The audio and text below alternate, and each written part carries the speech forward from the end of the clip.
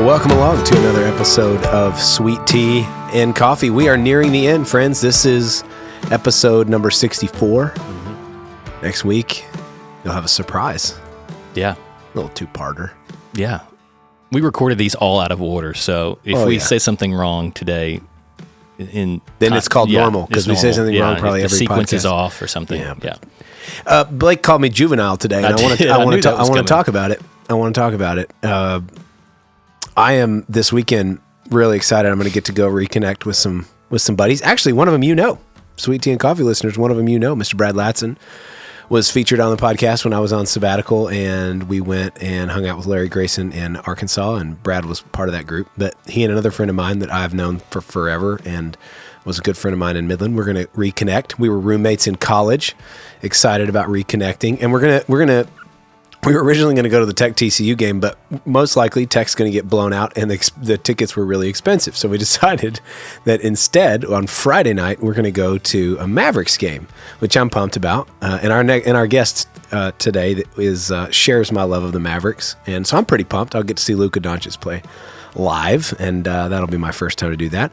And then we're going to watch the Tech game together at some location. We're going to watch the game, and I shared those weekend plans, which I'm excited about. And Blake called me juvenile. That's not exactly how it happened. Well, what can you clarify what you mean by that? You had attacked me for my weekend plans, so I had to come back with something say that you were doing something equally juvenile. What I was juvenile. Doing. Yeah, Blake's going to a concert. Yeah, with his wife, and I'm going to go appreciate the arts in Austin. Appreciate the arts in Austin, yeah. And I said that was something that the young kids did. Yes, and we're not young kids anymore. And then we're Blake not. I know, because I'm going to have to stay up later than 11 p.m. We're both going to have juvenile weekends this weekend, and I'm pretty pumped about it. Me too. Me too. Anyway, we've got a fun guest today. We've got Mr. Hunter Hampton in the house, and we're going to get to him in a minute. He does share my love for the Mavericks and does not think that going to a Mavericks game would be juvenile. But before we get there, we've had a little bit of feedback. You guys have responded. You've lit up the airwaves. Yes, yeah. The switchboard is just lighting up over here. It's lighting up. We had an email this week that we're going to share. We're excited. Yeah, like, what happened? Couple. So the first email was from Alicia Murray, and she said that true friends of the pod should have T-shirts. And so stickers weren't enough. Mugs weren't enough. A live recording wasn't enough. Alicia? So the demand's been made that we have T-shirts. So I don't know. We'll see about that. Hey, okay. Let's put that in the suggestion box. Put that in the suggestion box. And let's think about it. Yeah. Okay, there it goes. Right there. You hear the sound? There it went, right in the suggestion box. There. It's now being thought about. Okay, so the other one is anonymous. Okay, I know who sent the email in, obviously, but this person would like to remain anonymous. Excellent. And they said they were listening to Ken Autry's episode and just said they can't help but picture Nicolas Cage. What? Especially in his speaking style from National Treasure. So. He said he could just keep hearing Ken saying, "We've got to steal the Declaration of Independence." So, and I replied back this email that I would go watch that movie. So, Ken. So you're gonna vet it and see? Well, here's another fun thing. Last night, so we've got one elder that sounds like Nicolas Cage. Mm-hmm. Last night, we discovered that Bryn Williford apparently sounds like Travis Tritt. I've heard that multiple times now. So go back and listen to Bryn's episode and then compare that to some audio of Travis Tritt speaking if you can find it. Multiple people have said that. But you know what the sad thing was? Bryn reported that his wife's least favorite country singer. That's Sherry's least favorite country singer. Is Travis Tritt, and that's who he sounds like. I just couldn't believe the luck. You sound like a celebrity, and that's the one you're like, wow. Well, I don't know how he got there. This is episode 64. We're wrapping up the season. We have a lot to say in a short period of time. That's right. So here we go. The banter is getting crazy. Yeah. We've got Hunter Hampton. Let's go to it. Theme music.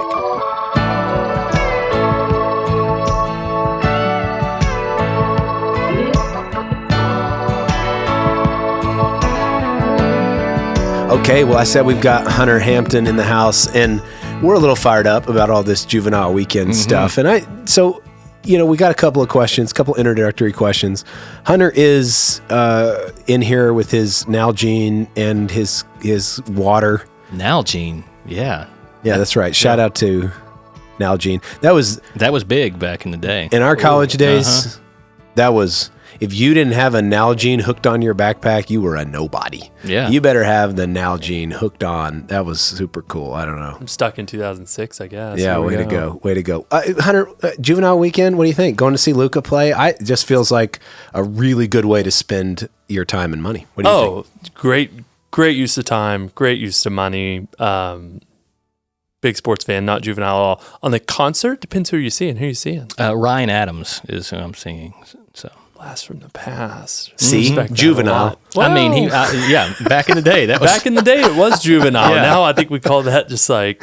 So let me tell you about this. So we're seeing midlife weekend. Yeah, enjoyment. It is. That's right. And this was at my wife's suggestion. It was her idea. Oh, but there it went. Threw Ashley right on under the bus. I think it's a great idea. Goes. But it's at ACL Theater, and so I can sit the entire time. So I got seats that I could sit and relax, because it's like a 3-hour show. Right. So now that is a non-juvenile way to partake in a concert. I will give you that. If this was like Harry Styles and he's in like the general admission crowd, like there's level juvenile. I would lose my mind. But, I would probably just die, and not in a good way. Like it would physically kill me if I had to go to that concert.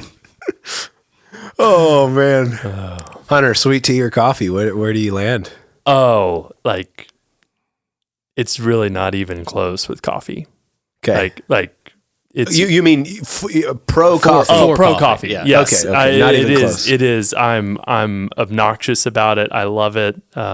That's what I found, that most people are obnoxious about it. Yeah. Well, I mean, it's just the best. I mean, people have said that a lot. People have said that, have come on and talked about it. They say that they're usually coffee snobs. I mean, that's a normal thing. Oh, and like the Instagram algorithm just has me dead to rights. I'm getting this advertisement and like I want it so bad. It brings together my love of church and coffee. Oh, here we go. It's a coffee advent calendar. Okay. And so like every day in Advent, you get a different cup of coffee. And I clicked that. I sent it to Sydney and I was like, yeah. And it's like $150 for some coffee. I was like, I don't know. But I love coffee. And I don't understand the tea thing for a lot of levels. We'll do one historical example of why tea is bad. Excellent. And this, I'm sure we'll get into this, but during the American Revolution, obviously known, right? The Boston Tea Party, everybody throws the tea in there and all that stuff. But like a bigger event than that, like in across the colonies, drinking tea was seen as like un-American activity. And so American women at this time couldn't like overtly participate in politics. And so one of the ways that they would protest was when they'd have people over, they wouldn't serve them tea. They would serve them a different drink. And it was a sign of resisting kind of the British imposition on taxes and things like that. And so I think historically there's a very good argument to be made that just tea's un-American. Yeah, I always run against the grain. It's all right. Tea's un-American historically. But personally, especially with the sweet tea, if tea was that good, you wouldn't need to match it with equal parts sugar. There's an argument with coffee too. So I don't think you necessarily like tea as much as you like sugar, right? And like probably yes, absolutely. I love sugar. That's kind of episode 64 is now my favorite episode. I love the way this is going. So yeah, I'm not a tea guy. With history. Yeah, that's like your thing. You love it. Yeah, and he just smoked sweet tea. I'm afraid of where things are going to go in the next several months. I'll just say that. Oh, it's great. Okay, so what are your credentials to speak about tea and history? I mean, goodness gracious, you talk like you know a little bit about history. We're going to get there. I'm just kidding. We're going to get there. Hunter is a history professor here at SFA, and we're going to get into that a little bit. Yeah. But you grew up in Texas? Grew up in Texas. Grew up all over Texas. Okay. Born in Lubbock. My grandparents were so good, long time Texas Tech basketball and football season ticket holders. Good people, great people. Mama B and Papa B. Shout out to them for sure. Yeah, got to. And so born in Lubbock, Actually lived in East Texas for a while in Marshall, so played Little League baseball and things like that in Marshall. And then I guess we're kind of getting into the personal narrative here. Yeah, how'd you it. make it to East Texas? I mean, you came to Marshall, and that was what your... That was in, I was like 4. Oh, okay, Yeah, okay. so like super early in life. And then my parents got divorced there, and then after that, me and my brothers and mom moved around, so kind of 4th and 5th grade in a town of Forestburg, Texas, which is outside of Bowie, Texas. Man. Yeah, okay. Okay, outside of Decatur. Okay. Outside All right. of Denton. There we Okay. go. Yeah, so we're just kind of like So getting North closer Texas, and closer to somewhere up there. DFW. Yeah. And then lived in Denton for a year, lived in Rockwall for a year. But in the 8th grade, moved to Waco, and so call Waco home.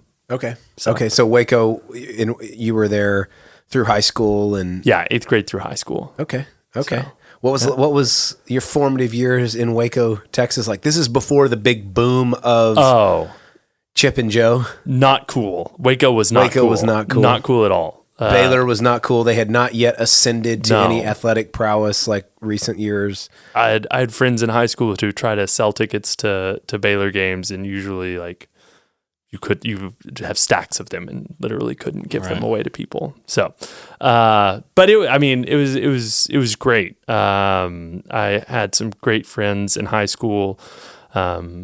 Really involved in the parachurch ministry K-Life. I don't know if y'all are familiar with K-Life. Yeah. So it's a lot like Young Life. Young Life is more on evangelism than discipleship, and K-Life is kind of the opposite of that. So more on discipleship and less on evangelism. Yeah.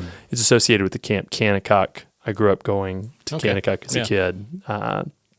So K-Life was really formative for me and my friends. And in high school, I mean, Waco's called Jerusalem on the Brazos. A lot of churches in Waco. Baylor's there. It's a pretty culturally Christian place. Yeah. And I was great at that. The cultural Christianity. Oh man, I was just like the Christian of Christians, man. Where did that, was that formed kind of in your household? Was that friend influences? Where did that come from? Both. Grew up going to church. I remember in Marshall, doing the thing where I'd ask my dad, like, and my brothers, and we'd be like, "Dad, do we have to go to church on Sunday?" And he'd be like, "Nope, we don't have to go to church." And we'd be like, "Yeah." And he'd be like, "We get to go to church." And we're like, "Oh," right? So yeah, just grew up going to church. But in high school, again, with my friend group and through K-Life, I guess faith just became a bit my own and my kind of core identity. And looking back on it now, in a pretty judgmental way. I don't know, like it's funny to think back on yourself, and what I say is high school me definitely would not be friends with me now. And I was just that kid that I only listened to Christian music. I only read Christian things. At one point my car got broken into and someone stole all my CDs. And they actually returned them to me because they were all Christian, that they didn't want them. I guess they couldn't sell them at Hastings or whatever. So, So I mean, if you had asked me, I would have told you that like I was the epitome of Christianity. I did Bible study, and it's not to say I didn't have problems. I did and have too many to list, but the Christian culture, I was just 100% involved in the embodiment of it. And I was just dead set on it. And it's funny, I met my wife now, then when she was in high school, to separate high schools. But we met, kind of through K-Life, and, she told one of her friends, and she's told me this since, that she was like, oh, she's like, I kind of have a crush on Hunter Hampton. And she was like, oh, you can't date Hunter. He's really mean. Ooh. Yeah. And so like, I had no idea. Right. And of course I didn't, right. No reflection. Part of that's being a teenage boy, but part of that was just like, again, just like this, again, kind of mean Christianity, but like the fact that someone thought I was mean, right? Like the most Christian person in the world. So anyway, that was kind of high school. So where did you stay in Waco? You didn't go to Baylor? Did you think about it, or? It was a real pivot point in my life, college. I think it is for a lot of people. And that's why I'm kind of still in the college world, and I love it. But obviously grew up in Waco.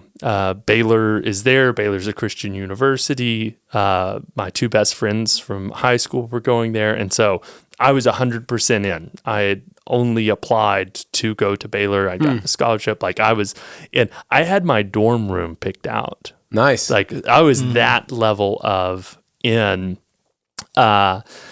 And then it would have been in October of my senior year of high school. My kind of youth group leaders through K-Life were both from Arkansas, and they're like, "Hey, Hunter, you like sports? You like football?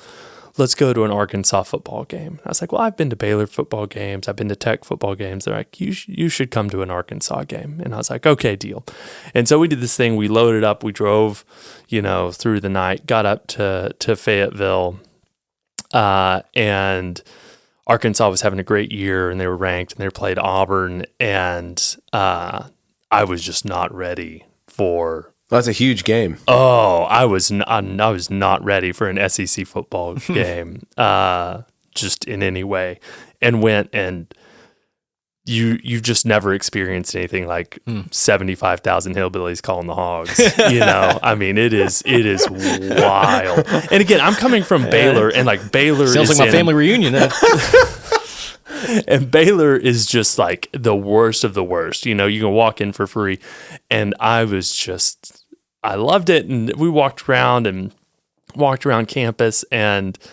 I don't know. I've had a couple of moments in my life where you're just like, oh, like this is a pretty moment, like clear moment where I feel like God is like speaking into my life, and like don't have to reflect on it, can kind of feel it there. And I can still remember like where I was walking around campus, and it was like, I'm supposed to go to school at the U of A. Didn't know a soul. No one in my family had ever been. And I was like, okay, I think I'm supposed to do this. And like I went home, and I told my mom, I was like, hey Mom, I need to borrow the credit card. And she's like, why? And I was like, I'm applying to go to the University of Arkansas. She's like, why would you do that? You're accepted at Baylor. And I was like, I'm going to go to college there. Didn't go great, right? Like going like 10 minutes down the road to like 7 hours away. Yeah. So, but was a great experience. I thought everyone went to college by themselves their freshman year. Like no one knew anybody. And I realized as I was driving up to the U of A, I was by myself. My mom and stepdad were following me a couple hours behind, and I had a flat tire, like just outside of Fort Smith, Arkansas, and the jack broke. And Blake and I know all about. Yeah, we've been. Yeah, this trouble is with flat tires. Yeah, and so I was like, "Who can I call?" And like, I am driving to college. Like my car is packed with stuff. Like I am heading there, and it was like in this moment, like in a movie, like the intense zoom in happens, and like that's what happens in my head. It's like, you don't know anybody. You are by yourself. Yeah. Wow. And it was like, oh no, like what am I doing? And I didn't know. So what'd you do? Change the flat and head back to Baylor, or did you keep going? What'd you do? No, I went up, and as I decided to do it, I'd heard from people that I just kind of knew, and people I'd met at camp and things like that. They're like, hey, there's these guys, and they're starting this Christian fraternity called Brothers Under Christ in Arkansas, and you should meet them. And I was like, great, thinking I was going to do that like as soon as I got there. And they're like, yeah, we're going to be doing that in January. And I was like, oh, okay. And so that first semester was really lonely. Yeah. Just didn't find a good group of friends. Didn't really have any friends there for a long time. Were you in Sydney dating at the time? You said, or what? No, we weren't dating. So yeah. And so I just went up there, and it took a while, and someone gave me a bit of advice, and I don't even remember. I can see who it was. I don't remember his name though. And he told me as I was going to college, he said, Hunter, don't settle for your first group of friends in college. They're going to be the friends that you keep for the rest of your life. Like, make sure that your friend group is that. And it was, I mean, that's proven to be like some of the most influential advice I've gotten in my life, because stayed at the U of A, that sophomore or kind of end of my freshman year, got plugged into Bucks, really made some great friends, continued to be plugged into that. And they're still just like some of my best friends that I have. Like, we text all day, every day, still. So That's cool. People you might, hang out with and go to a Mavericks game or something, Or concert. Yeah. absolutely. Hey, so at what point does, you mentioned in high school kind of having this, just this very legalistic, maybe, would you call it that, form of your faith? And does that get challenged at any point during college? Does that come later? What was the formation of your faith like in those college years? The University of Arkansas just exposed me to a lot of people that I would have just never engaged with. And I still stayed within an incredibly Christian evangelical bubble through, I'm incredibly involved in this Christian fraternity. And so I stayed within that world, but this group of friends that I found were just different. We'd ask each other really hard questions. We thought we were brilliant in our answers, and I'm pretty sure we weren't. And so I think that edge began to change a little bit in college, but not as much. That comes a little bit later. But in college, I was just exposed to a lot more, and I never went crazy in college or anything like that. It was more of just an exposure to ideas and to people, and that I think if I had gone to Baylor, I could have found ways to reinforce a whole lot of myself as I was in high school, and that just kind of like being out on my own at the U of A really kind of helped influence that a lot. So I mentioned earlier that you're a history professor at SFA. Is that the correct title? Am I giving you assistant professor? But assistant professor. That's okay. Pretty legalistic if we're going to, That's okay. You got to get names right in academia. You got to get, that's a absolutely. big deal. So I want to try to get that right. Is that something that is, and your specialty is religion in America? Yeah, religion in America. And we're going to get to that maybe a little later on in the episode and in further potential podcasts. But is that something that's on your radar at that point in Arkansas, or where does history kind of start to become something you go, you know what, I this is going to be important to me? Yeah. So in college, I mentioned Kanakuk, and that was just kind of my goal through college, was to end up and go and work at summer camp. So every summer I would go and work at Kanakuk from like mid-May to late August, like just doing the summer camp thing. Loved it. I loved doing that. And it wasn't until the fall of my senior year where I call it my academic conversion experience, but I had an assignment where I had to read 2 weeks of a progressive era newspaper, which some people are just like, that sounds like the worst. And I picked a newspaper out of Texarkana, and you were supposed to read 2 weeks of this paper and just kind of plug it into stuff we talked about in class. It was a big final project.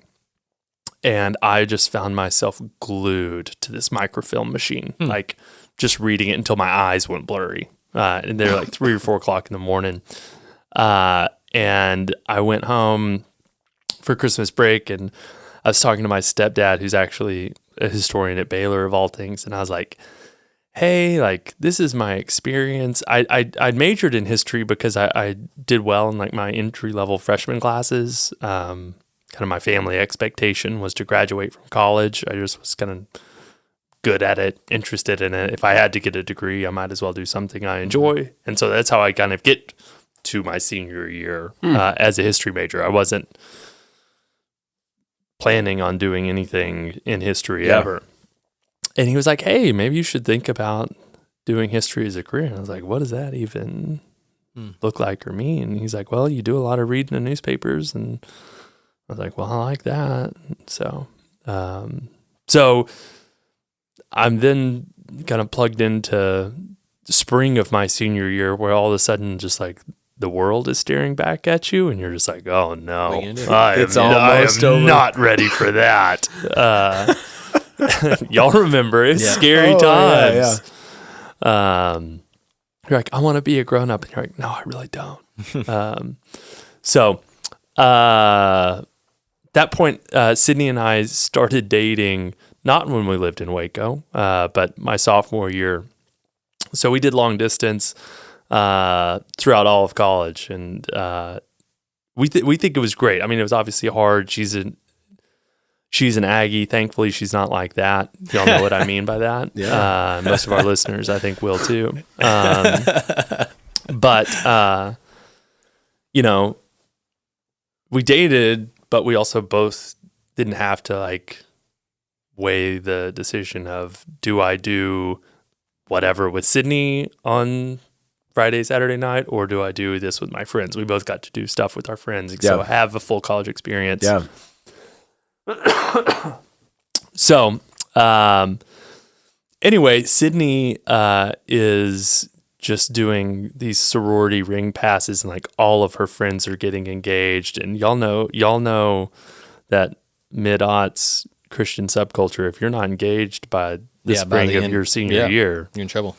Everyone's just like, everyone's just like, I wish I just had a tally list of the number of people, like men and women. They're just like, God's just called me to be like Paul, and I'm just going to be single for the rest of my life. And you're like, okay. And you're like 21 years old. Yeah, you're like 21, right. The idolatry of marriage is never more on display than in some of those moments. I'll never forget the movie 27 Dresses came out spring of my senior year of college. Y'all don't know what that film is. I've never seen it. I may have. Okay. I may have seen that. You may have seen it once or twice? Maybe so. Okay. Let me once. Probably once. Or twice. That's pretty. I mean, That's pretty juvenile. I was pretty juvenile when I saw it. Well, Sydney went and saw it, and we had a phone call that was like, I'm going to have 27 dresses, and I'm always going to be the bridesmaid. We're never going to get married. And I was like, I do remember this movie now. You're talking about it. Did that movie put a little pressure on you as well? No, I don't know. That was probably Blake a very similar time. There. That was pretty close to the same time period. Yeah. So and I was like, no. I think at this point I'd already bought a ring, and so, anyway, I'm graduating, but I still don't know what I want to do. And I finally just kind of settle on hoping that grad school would provide me some answers on what to do. Again, ministry was kind of a path that I'd thought about.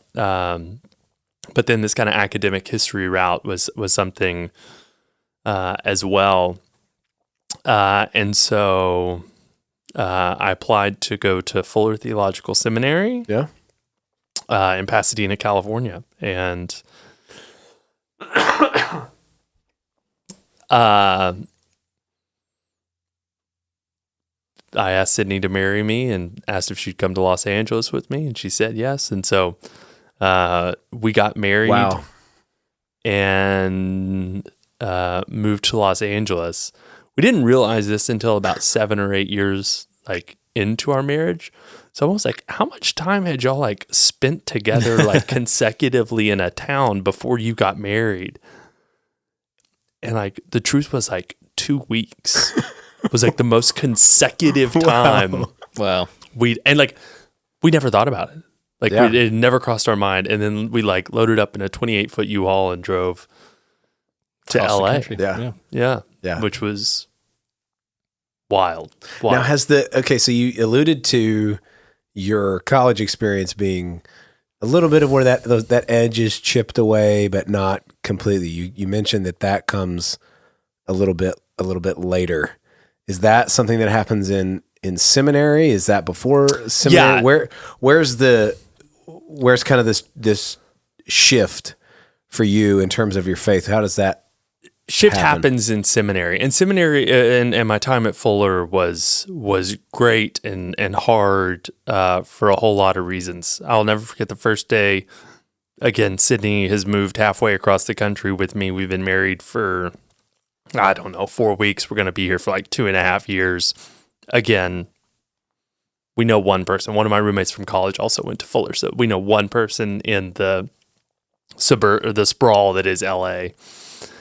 And I go to class and I come home and she's like, "How was it?" And I just go, I'm not supposed to be a pastor or a theologian. And but here I am at a seminary. And class? Yeah, well, like one day of classes. Yeah. So I had like 2 or 3 classes that day. But yeah, like it was obvious, like this is not I'm a historian. Interesting. And she was like, "Well, what are we doing here?" And I was like, "I don't know." But I knew we were supposed to be there. But it was great. And Fuller was life-changing for a lot of reasons. One, I chose Fuller because it's not denominationally affiliated. And so I'll never forget, I had a history class, and the professor is an ordained pastor in the Assemblies of God. The teaching assistant was a member of Southern Baptist Convention, and I sat next to in this class, Brother Francis was a Franciscan monk. And like, that's just like in this one classroom, and you were in there with 50 other people. And so it really was just an amalgam of people and faiths. And Fuller and my time in seminary changed, again, a lot of, kind of those high school habits. And I thought that seminary was going to give me answers to a lot of things. Like, I remember taking a class on covered Revelations. I was like, I'm going to get all the answers, right? The answers in this class. Spoiler alert, they don't give you the answers. But I'll say what it did do is it made God and God's kingdom and God's people just a lot bigger to me. On every scale, God just became a lot bigger, and I realized, again, through those classes, through discussions, through friends, through people living in a place like Los Angeles, you just see how big God and God's kingdom are and have been, and all of that. And so I think that was a real pivot point for that in my life. Well, that's interesting, because you would think, in a moment like that where you go first day, you're aware that this is probably not, in terms of vocational direction, becoming a pastor, being involved, or being a theologian, is not where I'm going to go. I would think that some might say, great time to hit the eject button. And it seems like that's kind of Sydney's reaction. And to her credit, I didn't even know Sydney was an Aggie. So that tells you what kind of Aggie she is. She's the best kind. Yeah. She's the best kind. But you'd think that would be the moment where it's like, okay, we'll cut bait. Let's go. Let's go back to what we know. Let's go figure this out. But you guys didn't do that. You stuck it out. You went all the way through.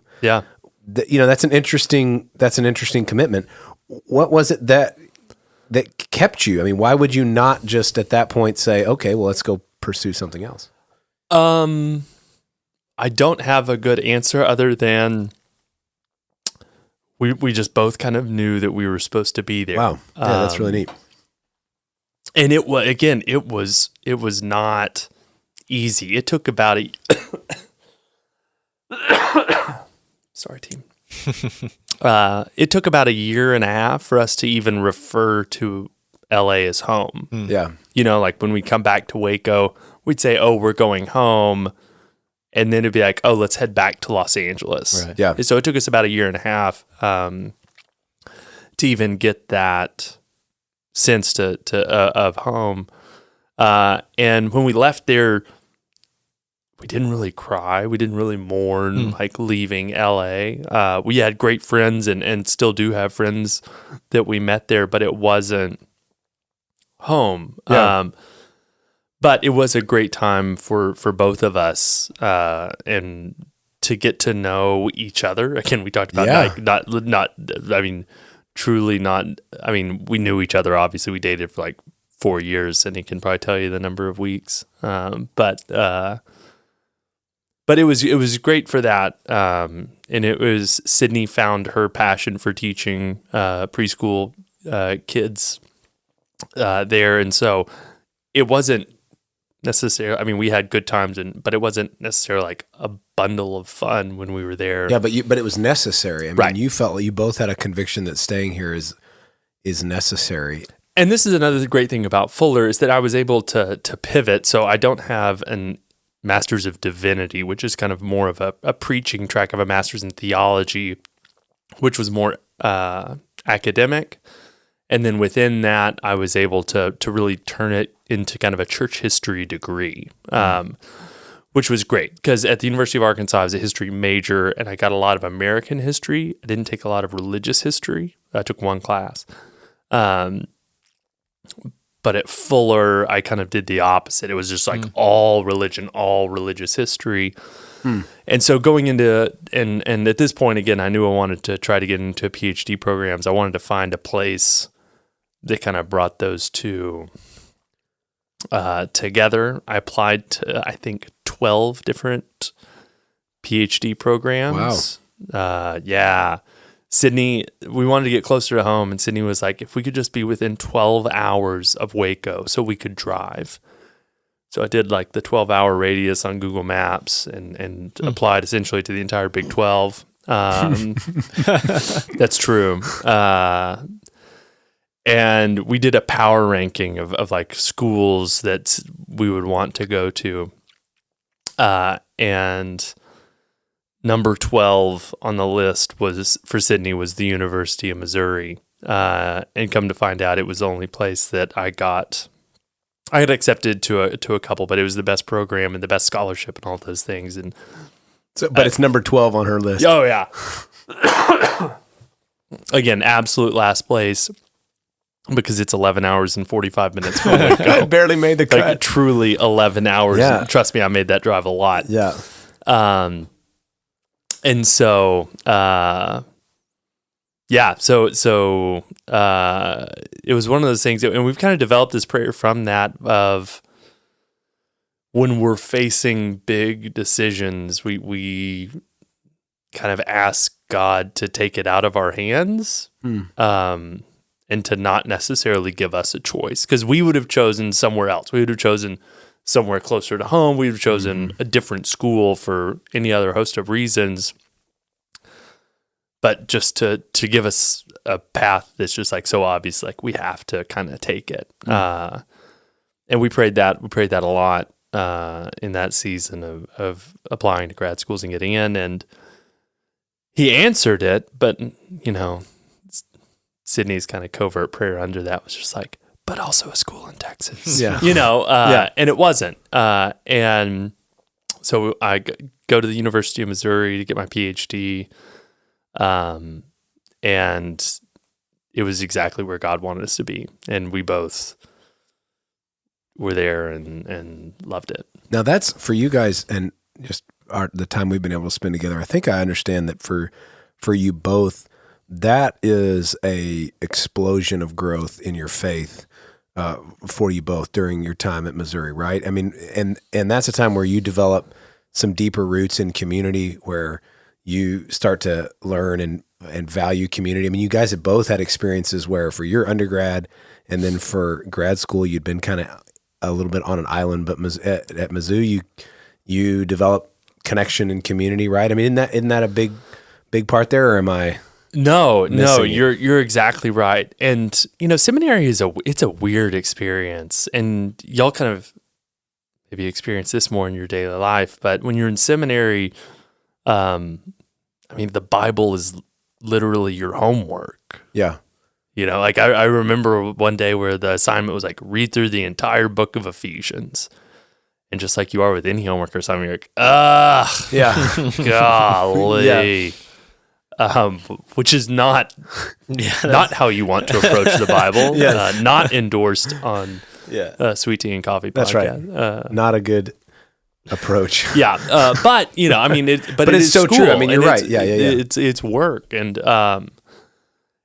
so coming out of that, even for it was probably a year or two in Missouri of wrestling with Bible and Christianity and faith and all of those things, not being seen as an assignment, but being seen as your faith and as religion, and working that out was great. We get involved. We started a small group there that was incredible, just getting to meet tons of people and just be church. These people who you really just don't have much in common with. Mm-hmm.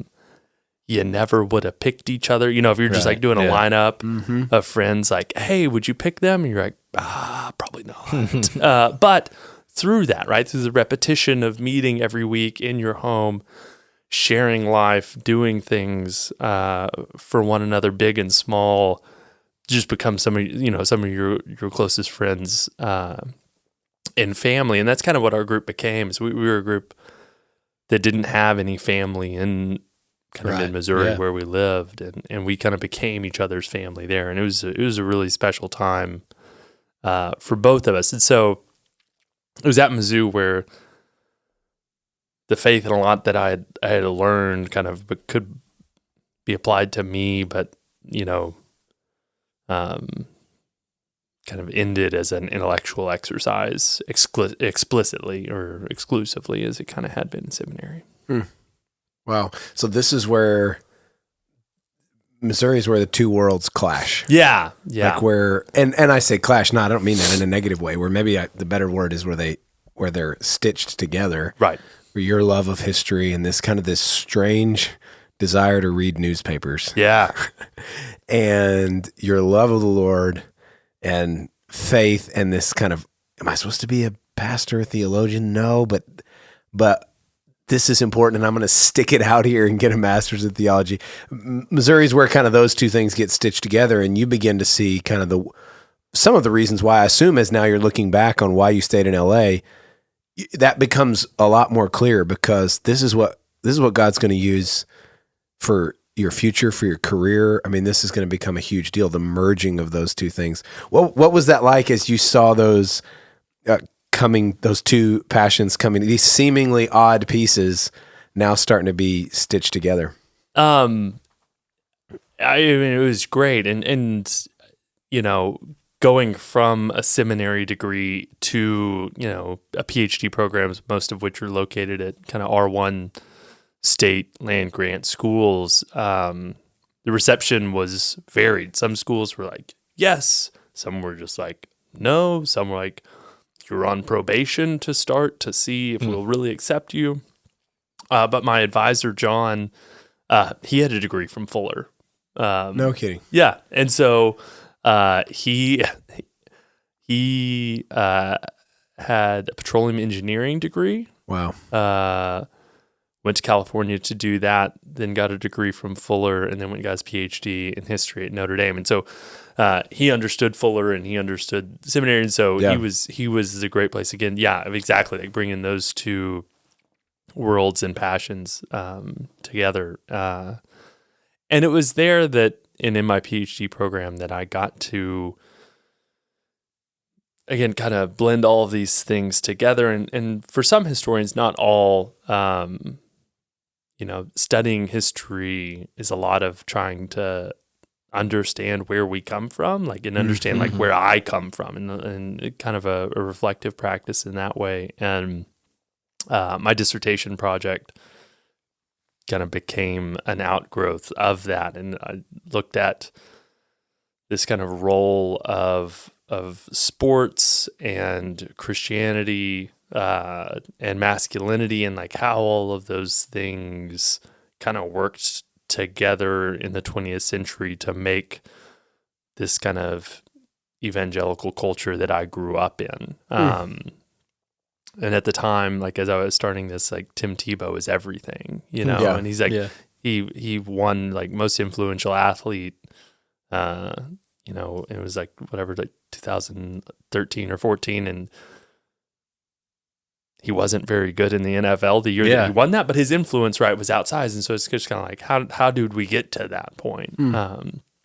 And so the practice of history there became this kind of both, again, just interest in studying the past and learning the past, but also a bit of kind of a spiritual practice of understanding kind of my own faith through studying these people in the past. Now, I think I love that story because I think that there are often times where people, based on what they would say are their strengths, giftings, interests, kind of their wiring, they struggle to find, okay, how is this useful in the church? Mm-hmm. I feel like I'm supposed to be engaged in the life of the church, not consuming, but being part of it, participating. Clearly, Scripture seems to say that I'm to lay my giftings on the table and allow those to be knitted together with other believers for the glory of God. But how do I do that if I'm not a Sunday school teacher or some of what I would say are these more quote unquote traditional roles within the church? You kind of have one of these very non-traditional roles within the church, and yet you've figured out, you've gone through the process where you've kind of gone, okay, this is what it looks like for me to be a participant, for me to lay these gifts on the table. What did that look like for you to bring the passions that you had, the interests that you had in terms of history, and then bring that to bear in terms of a contribution to the life of the church and a community of faith? How did you go through that process? That's something I'm still working on, or working through. Just because, one of the things that you get if you stay in school until you're 32, but who's counting? Right? But you learn a lot, and you acquire a lot of knowledge about a lot of different things. Yeah. And so trying to help people in that, but also not wanting to be like, did you know I went to seminary and I have the answer? So no one wants to be that guy, and no one likes that guy. And so I've found something where I feel most useful, and I feel like God has kind of gifted Sydney and I both in this, is in kind of trying to find and creating those small activities in small groups, and helping people there. But I also do feel a sense of calling and helping college students. This is one of the things I love of finding themselves. I love college because it is a time where you should be, and hopefully, you ask tough questions, and That's right. I found myself, and so in my classes, I study religion, so I teach the history, and as I teach history, we talk about religion, religious ideas, and the development of religion in America. And, by doing that, I hope that by challenging students and encouraging them to think more and to think more about their faith and how the past has influenced them, that they can use that to kind of engage their present, engage their faith in the moment. So I do feel, a call and a vocation in my work. Applying that to church life outside of my small group,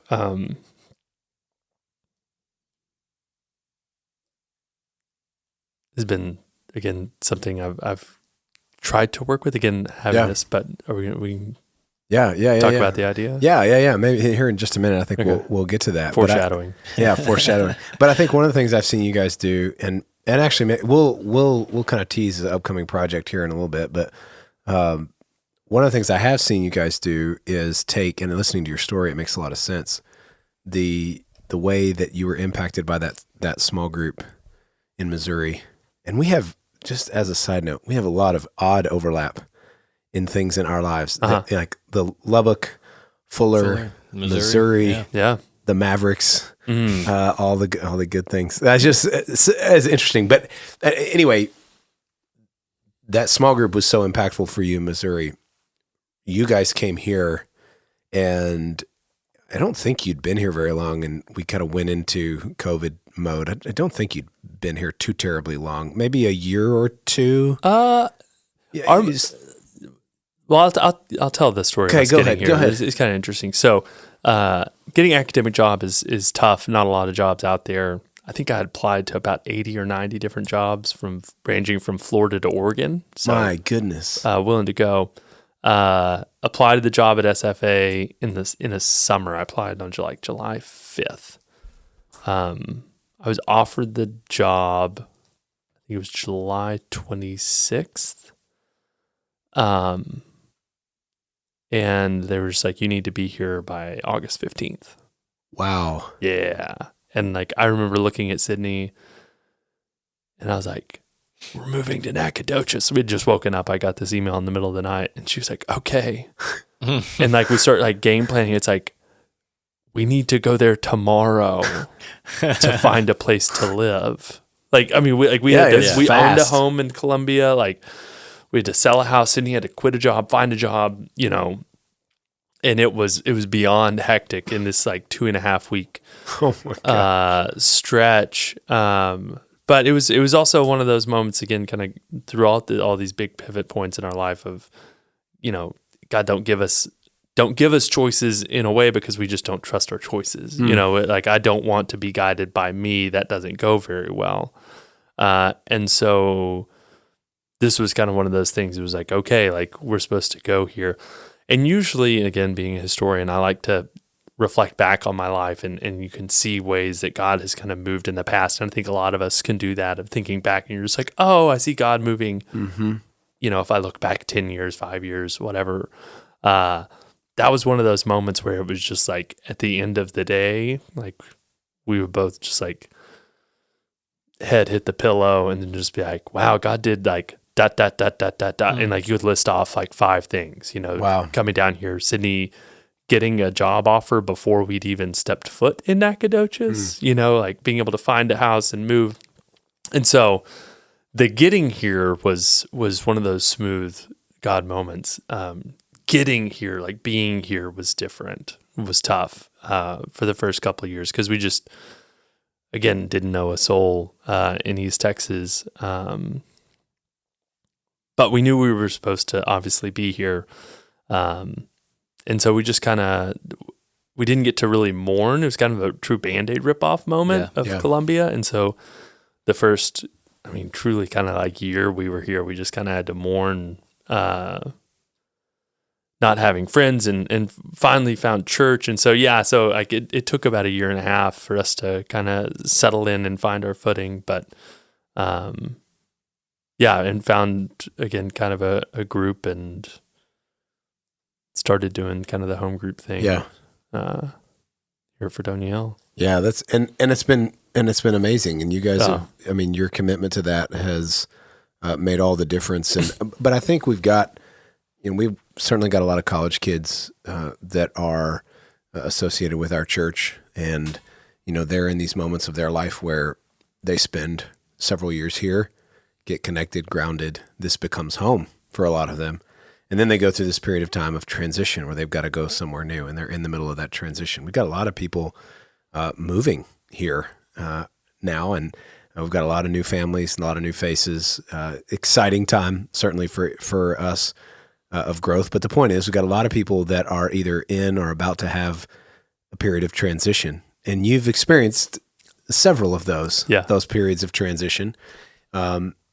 Talk a little bit about if somebody were to, and I think this is just a good place to wrap up before we kind of tease this next project, but if somebody were to come to you and go, hey, I know you've been through this before, but I'm about to go through a period of transition in my life. I want community.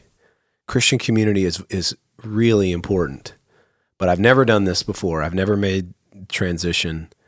How would you coach somebody that's either about to have that moment or is in that moment? What kind of perspective would you give so that the transition doesn't beat them up or frustrate them, or that they have the right perspective going into those moments? What would you tell them? It's a great question.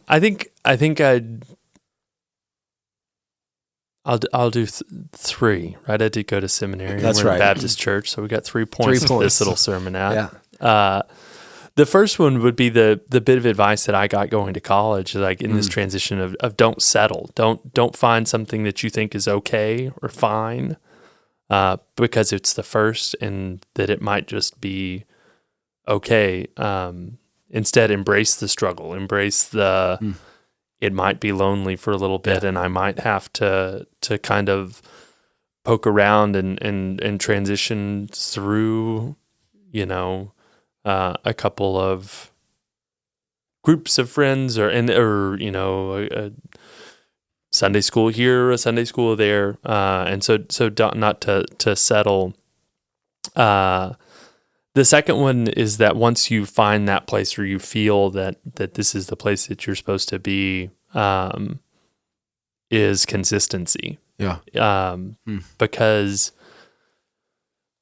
a lot of the times we just kind of want that in a microwave. We just want instant connection, instant sparks. And Hollywood's kind of filled us with that for love or for any sort of emotion that we're supposed to feel. It's supposed to be instant and wow. And, I think in community, that's just not been our experience. It takes time and it takes consistency and showing up, through thick and through thin, that community is not pretty, right? I mean, the Bible talks about that a lot, right? Like, absolutely. All those, what I like to say is all those problems that are talked about in those New Testament books written by Paul, it's because they were legit problems. Like these people didn't have it figured out then. And so the consistency of once you find that community of truly committing to work through the awkward at first of just oh, who are you, to finally building those relationships, because it takes time and it takes, again, that kind of consistent commitment to the repetition of it. And the third, kind of building on those last two, is just don't expect it to be easy. It may be easy, and if it is, that's great. Yeah. That's incredible. But our path it hasn't been difficult on the spectrum of, difficult things to easy things. But, when we've arrived at any of our new locations that we've been at, it hasn't instantly just been and we immediately found this great group of people. It takes, again, a little bit. And so if you do meet resistance, don't, just automatically shut that down. Embrace it, ask questions of it, think about it, pray about it, of why that's there, and kind of persevere when you need to. Man, that's really, really, really helpful, because again, I think we've got a lot of people in those moments of transition, and you're right. I think I'm guilty of that, certainly when in moments of transition, of wanting kind of the microwave solutions, wanting it to be easy, wanting there to be those instantaneous spark stuff, but real relationship happens over that consistent small moments of showing up for one another, being committed in the awkward, moving through the awkward, in the difficult, moving through the difficult together. And I think that perspective, having that perspective going in helps, because when you expect the instantaneous, right, and then it doesn't happen, you begin to go, okay, is this where I'm supposed to be? Is there something wrong with me? Are we doing this wrong? Did these people just not like us? What's going on? And it's just that real relationship just takes time. So I think that's a good perspective. Man, Hunter, thank you so much for sitting down with us, for sharing your story. We didn't get to fly fishing or pizza. Or any of those things. Hunter's got all sorts of... I'm sure that will come up again in the future. It'll come up again soon. But here's what we're going to do. If you are a sweet tea and coffee fan, and that is all you want to listen to, then you just hit that little pause button on your dial, and you can be done. But we're going to play our exit music, and then we're going to come back. And we got a really cool project coming up, a little mini podcast series that we're going to do with Hunter. It's been a neat way that the Lord has prompted him to say, hey, here's how this odd skill set that I have might be useful. And we've had a lot of conversation about a neat project where we're going to just kind of talk through the history of religion in America and how we got to this moment, and give us some perspective on things that are going on here. So we're going to tease that in just a second. If you want to stick around and listen to it, great. If not, we'll see you later. Don't forget to leave feedback on all of our channels, and we will see you for our season finale. Next episode 65 A and B. Ooh. That'll do it. Right. Adios.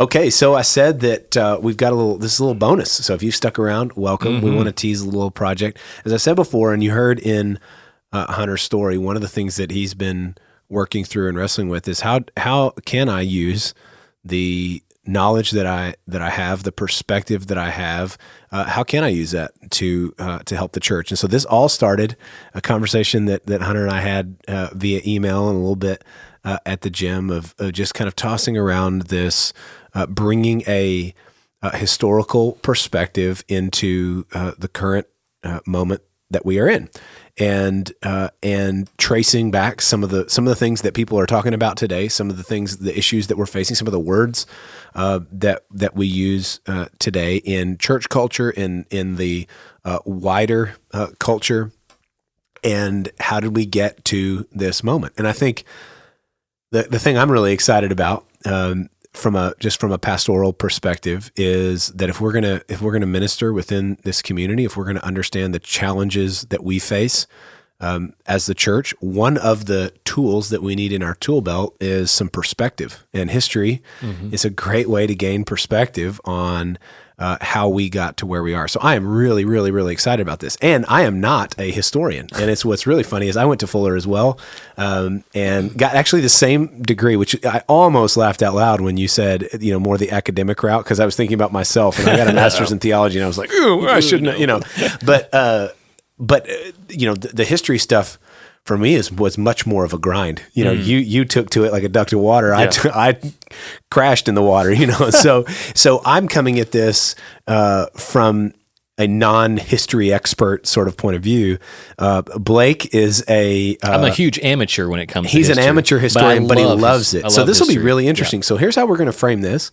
We're kind of jokingly calling this, I don't know if it's going to be the real name or not, but we're calling this two pastors and a historian. And we're going to sit down with Hunter, Blake and I are, and we're going to have a conversation about history of religion in America, and just ask him a lot of questions, and have him walk us through the way that religion has evolved in America, the way that it has come to be what it is. And I think it's going to be fascinating. I think just for you listening, it's going to be really, really, really helpful in determining and understanding the moment. Yeah. Okay. So we've outlined some of this stuff, and we've had some pre-production conversations, and even some of the stuff that you've talked about, and I've looked at your outline.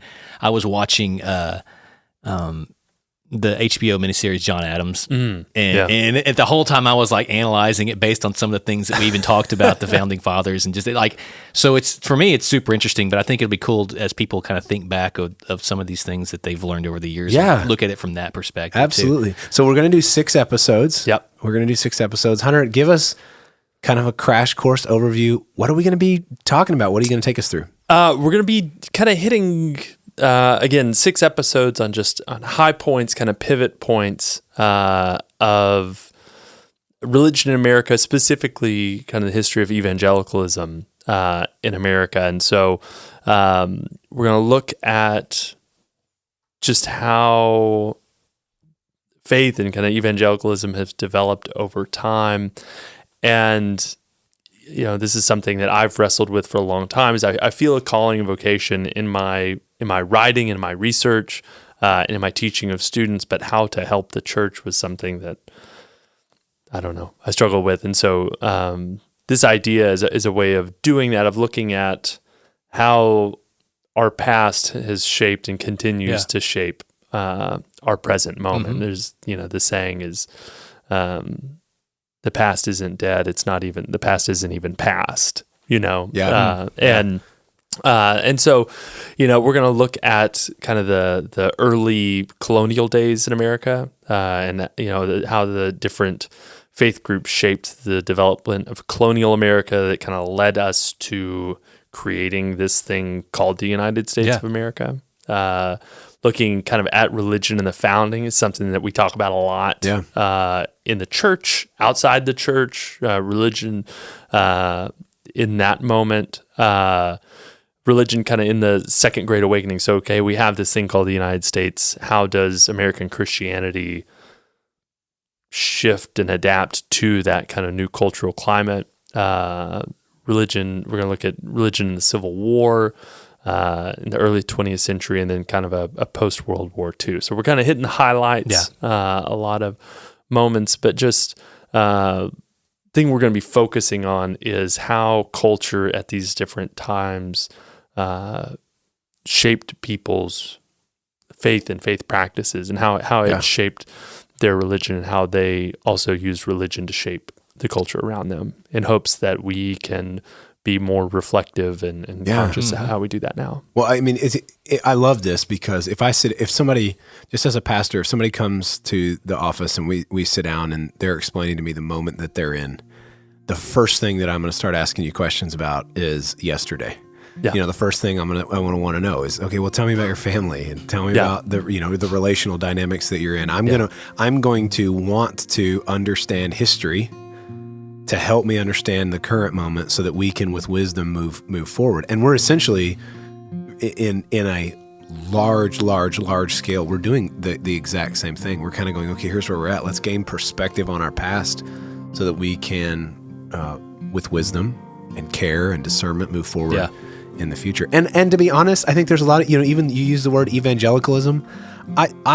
We use that word all the time. I'm not sure that many people even know what that word means, and how do we even get to a place where that's a thing? And so I think it'll be fascinating. Listen, if you are interested in that at all, be looking out for this. We've got a target date of hopefully sometime in early 2023. We're going to be able to release these 6 episodes, but just wanted to tease that. And thank you for sharing your story as an on-ramp. We wanted you to get to know series. Hunter a little bit as we entered into this mini-series. Yeah, so keep a heads up. It'll be on our Fredonia Hill podcast channels, and we'll make sure that we alert you even on Sweet Tea and Coffee that it's coming out. For sure. So, all right, adios.